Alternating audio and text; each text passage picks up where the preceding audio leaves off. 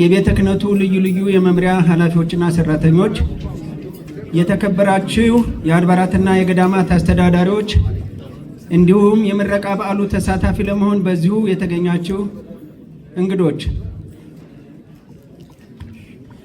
ክቡራትና ክቡራን ጌቶቼና እመቤቶቼ፣ በዚህ የመጽሐፍ ምረቃ በዓል ለመገኘትና ለመሳተፍ ወደዚህ ቅዱስ ስፍራ እንኳን በደህና መጣችሁ እያልኩ በዓሉ ያማረና የሰመረ እንዲሆንልን ያለኝን መልካም ምኞት ስገልጽ ልብን የሚነካና ስሜትን የሚያረካ መንፈሳዊ ኩራትና ደስታ ይሰማኛል። ክቡር አባታችን እዚህ ጋር ንግግር ቀንሱ።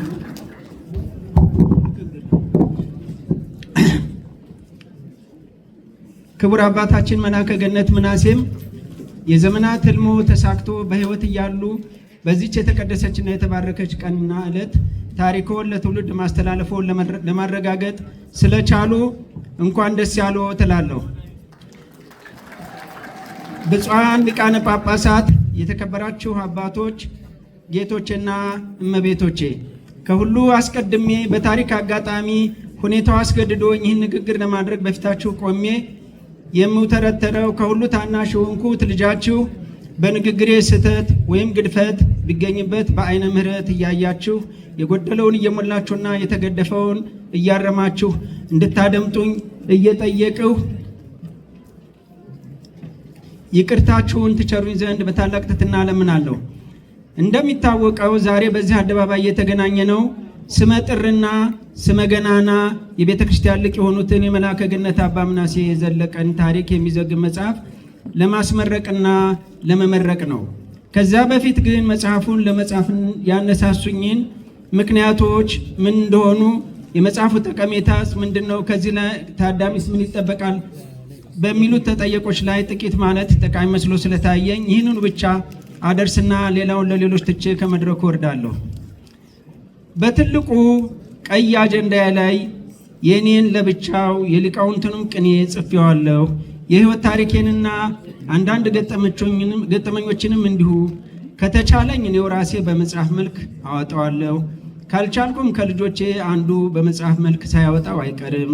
ከወንዶቹ ወይም ከሴቶቹ ማለቴ ጊዜ ሲያገኙና አቅም ሲኖራቸው ወይም በህብረት ሊዋጡት ይችላሉ ብዬ አምናለሁ። ሀረገ ትውልዱንም ቢያወጡት ጥሩ ነው ሲሉ የኔታ ምናሴ በአንድ ወቅት በግል ማስታወሻቸው ያሰፈሩት ሀሳብ ነበር። የሚገርመው ነገር ይህ የኔታ ምኞትና እኔ በፍጹም አንተዋወቅም ነበር። ከየኔታም እንዲሁ እኔ ከ25 ዓመታት በላይ በሰፈራቸው ስኖርና በቤተ ክርስቲያን ዙሪያ ባውቃቸውም እሳቸው ለይተው የሚያውቁኝ ሰው አልነበርኩም። በእርግጥ እኔ ባገኘኋቸው ቦታ ሁሉ ጉልበታቸውን ስሜ መስቀላቸውን ተሳልሜ ነበር የማልፋቸው። ይሁንና ያን ያህል ዘመን ከዓይናቸው ስር ኖሬ ከሰፈሩ በጣም ርቄ ከሄድኩ በኋላ ጻድቁ አባታችን አቡነ ገብረ መንፈስ ቅዱስ መልሰው አገናኙንና አብረን ስንጓዝ ከርመን ይኸው ዛሬ እዚህ መድረክ ላይ በብዙሃን ፊት ለመቆም አበቃን። የኔታም በህይወት እያሉ ምኞታቸው ተሳክቶ ለማየት ቻሉ፣ እኛም ሲያዩ ለማየት ቻለን። መጽሐፉን ለማዘጋጀት መነሻ ሀሳቡ ምን ነበረ? ይህን የአባታችንን ታሪክ የያዘ መጽሐፍ በምን መነሻ ተጻፈ የሚለውን ተጠየቅ እንመልስላችሁ። የዚህ መጽሐፍ መዘጋጀት መነሻዎች ሁለት ሲሆኑ አንደኛው የመካነ ሕይወት ቀበና አቦን የ110 ዓመታት ታሪክ የሚዘግብ ትንሣኤ ዘቀበና አቦ የሚል መጽሐፍ በ2016 ዓ.ም ሲዘጋጅ በድል ይሁን በአጋጣሚ ለስራው ከታጩ ሰዎች መካከል አንዱ መሆኔ ሳያንስ ዋና አዘጋጅም ነበርኩ። በመጽሐፍ ውስጥ ታሪካቸው ከሚካተትላቸው አበው ሊቃውንትም አንዱና ዋናው በአንድ ወቅት በደብሩ በመርጌትነት በመምረትና በአስተዳዳሪነት ያገለገሉትና እስከዛሬም ድረስ ደብሩን በሊቃውንትነት እያገለገሉ የሚገኙት መላከ ገነት ምናሴ ዘለቀ ነበሩና የእሳቸውን ታሪክ በአጭሩ በመጽሐፉ ለማስፈር ዕድሉ የደረሰው ለእኔ ስለነበር የነገሩኝን ታሪካቸውን ሳደምጠው እንዲህ በቀላሉ ነበረ ተብሎ የሚታለፍ ታሪክ አልነበረም። ስለዚህም እኒህ ባህረ ጥበባት የሆኑ አባት ከዚህ በላቀ ደረጃ ራሱን ችሎ ታሪካቸው በሙላት ሊጻፍ ይገባል ብዬ በታሪኩ መቋጫ ስር የሰጠሁት አስተያየት ነበር። ይህን ያልኩት እኔ ራሴ ለዚህ ኃላፊነት የሚመጥን ልምድና እውቀት አለኝና ጽፈዋለሁ በሚል እምነት ሳይሆን ሌላ አንድ ፈቃደኛ ሰው በተቻለ ፍጥነት የሚጽፈው ቢሆን ለማሳሰብ ነበር። ይሁንና አስተያየት ሰጥቶ ማለፍ በራሱ ቁም ነገር አይደለምና ሌላ ሰው ከመጠበቅ ለምን እኔው ራሴ ጽፌ አልገላገልም የሚለው መነሻ ሲሆን፣ ሁለተኛውና ዋናው ግን በምርቃቱን ስነ ስርዓት መጨረሻ ላይ ቅድስት ቤተ ክርስቲያን በደብሩ አስተዳዳሪ መላከ ሰላም ጸጋዬ ግዳይ አቅራቢነትና በብፁዕ አቡነ በርናባስ ያገውና የዋግኽምራ ዞን ሀገረ ስብከት ሊቀ ጳጳስ መልካም ፈቃድ ሳይገባኝ ተገብቼ መጋቤ ጥበብ የሚል ስመ ማዕረግ ከምስጋና ጋር ሰጥታኝ ስለነበር ይሄው አላቅሜ ያሸከሙኝ ስመ ማዕረግ ስለከበደኝ ሸክሜን ለማቅለል ይረዳኛል በሚል እልህ በመነሳት እንደሆነ ይሰማኛል።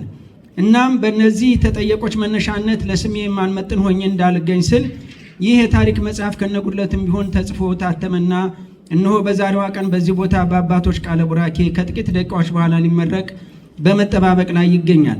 እዚህ ላይ ማስተዋስ የሚፈልገው ዋና ነገር ይህ የታሪክ መጽሐፍ የተጻፈው ምኔታ ምናሴ በነገሪው ልክ ሳይሆን ከብዙ በጥቂቱ ተመጥኖ የቀረበ መሆኑን ነው። የኢትዮጵያ ኦርቶዶክስ ተዋሕዶ ቤተክርስቲያን 5ኛ ፓትርያርክ የነበሩት ብፁዕ ቅዱስ አቡነ ጳውሎስ በረከታቸው ይደርብንና የተከበሩ ፕሮፌሰር አስራት ወልደየስ ከዚህ ዓለም ድካም ባረፉ ጊዜ በቅድስት ሥላሴ ካቴድራል በተከናወነው ሥርዓተ ቀብራቸው ላይ ተገኝተው ነበር። ከተናገሩት ንግግር አንድ ሀሳብ ብቻ እንዳቀርብ ይፈቀድልኝ።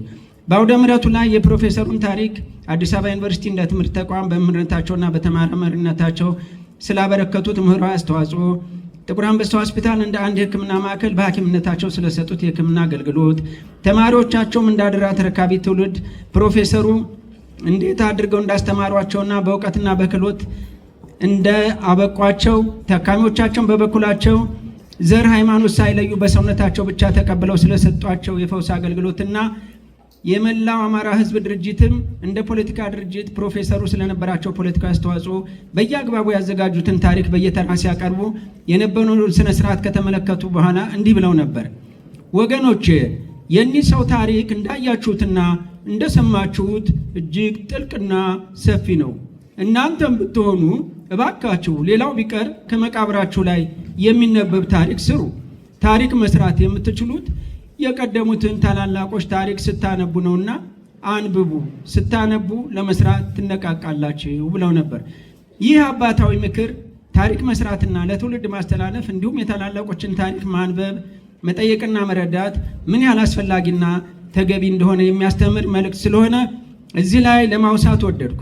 ስለሆነም ይህ መጽሐፍ ጥልቅና ምጡቅ ታሪክ ያላቸው አባታችን መልአከ ገነት አባ ምናሴ ዘለቀ ላለፉት 95 ዓመታት እንደ ሕፃን እየቦረቁ ከመጫወት አንስቶ በትምህርት በአገልግሎትና ጋብቻ መስርቶ ልጆች አፍርቶና በትምህርት ኮትኩቶ እስከ ማሳደግ ያጨዱት የሕይወት አዝመራ ተበትኖ እንዳይቀር በወጉ ሰብስቦ ለምርት እንዲውል ለማቆየት ጥረት የተደረገበት የታጨደውን ለመሰብሰብ የሚተጋ ልጅ ስራ ነውና በስራው ስህተትና ግድፈት ቢኖርበት ነውሩን የታጨደውን የሚሰበስበው ልጅ ማለትም እኔ የምወስድ ሆኖ ክብሩን ግን እግዚአብሔር ይውሰድ እላለሁ። ከታዳሚው ምን ይጠበቃል? በመጨረሻም የቅዱስ አባታችንን አቡነ ጳውሎስን ምክር ወስጄ ታዳሚውን ይህን የታሪክ መጽሐፍ እንዲያነብ ለማሳሰብ እወዳለሁ። በዚህ መጽሐፍ ውስጥ አባቶችንና ሊቃውንትን ታገኛቸዋለህ፣ ትጠይቃቸውማለህ፣ ይመልሱልህማል።